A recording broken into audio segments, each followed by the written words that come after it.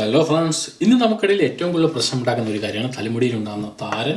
അതോടൊപ്പം തന്നെ നമ്മുടെ തലമുടി കൊഴിച്ചിലും. സാധാരണ രീതിയിൽ നമുക്ക് തലമുടിയിൽ താരൻ ഉണ്ടായിക്കഴിഞ്ഞാൽ സ്വാഭാവികമായിട്ടും മുടി കൊഴിയും.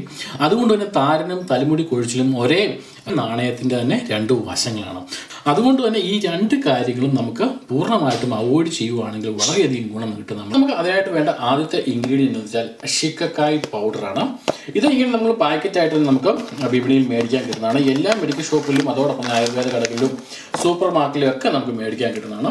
ഇത് ഷിക്കക്കായ് പൗഡർ. ഓക്കെ, സാധാരണ ഷിക്കക്കായ് എന്ന് പറഞ്ഞാൽ ഇതാണ് ഷിക്കക്കായ്.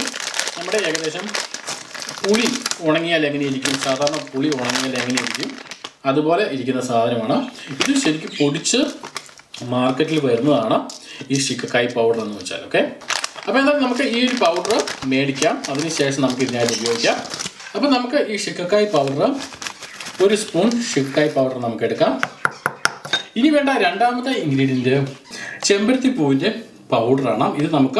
ഇത് മേടിക്കാൻ കിട്ടുന്നതാണ്. നമ്മുടെ എല്ലാ സൂപ്പർ മാർക്കറ്റോ അല്ലെങ്കിൽ മെഡിക്കൽ ഷോപ്പിലൊക്കെ നമുക്ക് മേടിക്കാൻ കിട്ടുന്നതാണ്. ഇത് നമ്മുടെ മുടിയുടെ കൊഴിച്ചിൽ കുറയ്ക്കാനും താരൻ കുറയ്ക്കാനും ഒരുപാട് നമ്മളെ സഹായിക്കുന്നു. അപ്പോൾ നമുക്ക് ഇതും ഇതുപോലെ തന്നെ ഒരു സ്പൂൺ നമുക്ക് എടുക്കാം, ഒരു സ്പൂൺ ചെമ്പരത്തിയുടെ പൗഡർ.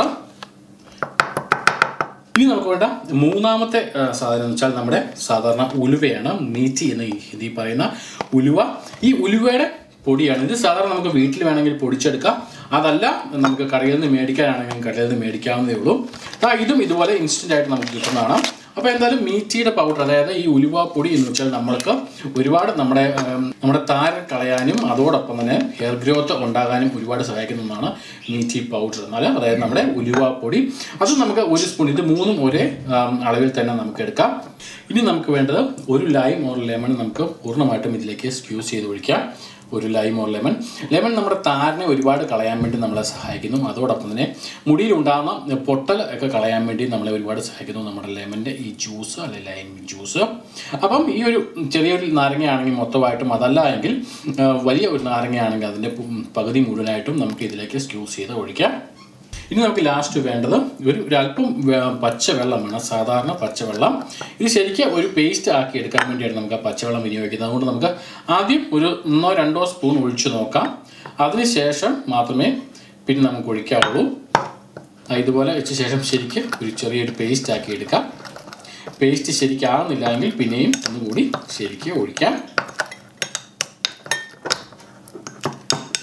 ഇപ്പോൾ ഓൾമോസ്റ്റ് പേസ്റ്റ് ആക്കി വന്നിട്ടുണ്ട്. നമുക്ക് മുടിയെ പുരട്ടുന്നതിനായിട്ട് അല്പം കൂടെ ലൂസാക്കി എടുക്കാനായിട്ട് വേണമെങ്കിൽ ഒരല്പം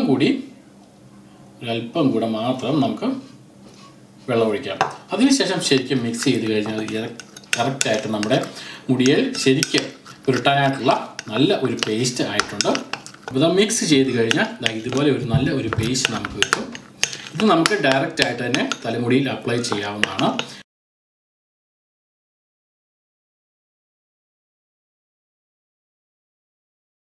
ഇത് അപ്ലൈ ചെയ്യാൻ വേണ്ടി സാധാരണ പോലെ തന്നെ ഒന്നെങ്കിൽ നമുക്ക് ബ്രഷ് ഉപയോഗിച്ച് അപ്ലൈ ചെയ്യാം തലമുടിയിൽ, അതല്ല എങ്കിൽ നമ്മുടെ കൈ വെച്ചാലെങ്കിലും അപ്ലൈ ചെയ്യാം, ഒരു കുഴപ്പമില്ല. ഇത് ശരിക്കും നമ്മുടെ തലമുടിയിലും തലയോട്ടിയിലുമായിട്ട് ശരിക്കും തേച്ച് പിടിപ്പിക്കുക എന്നുള്ള ഏറ്റവും ഇമ്പോർട്ടൻ്റ് ആയ ഘടകം.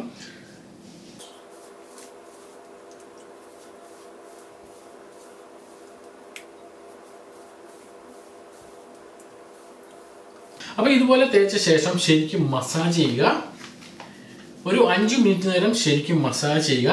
മസാജ് ചെയ്താൽ മാത്രമേ നമ്മുടെ തലമുടിയിലും തലയോട്ടിയിലുമായിട്ട് ഇത് ശരിക്കും പറ്റി പിടിക്കുകയുള്ളൂ. എങ്കിൽ മാത്രമേ നമുക്ക് താരനും അതോടൊപ്പം തന്നെ മുടി കൊഴിച്ചിലും കുറയ്ക്കാൻ സാധിക്കുകയുള്ളൂ. അങ്ങനെ ശരിക്കും മസാജ് ചെയ്ത ശേഷം അരമണിക്കൂർ ഇതേപോലെ തന്നെ സൂക്ഷിക്കുക. അരമണിക്കൂറിന് ശേഷം നമുക്കിത് വാഷ് ചെയ്ത് കളയാവുന്നതാണ്.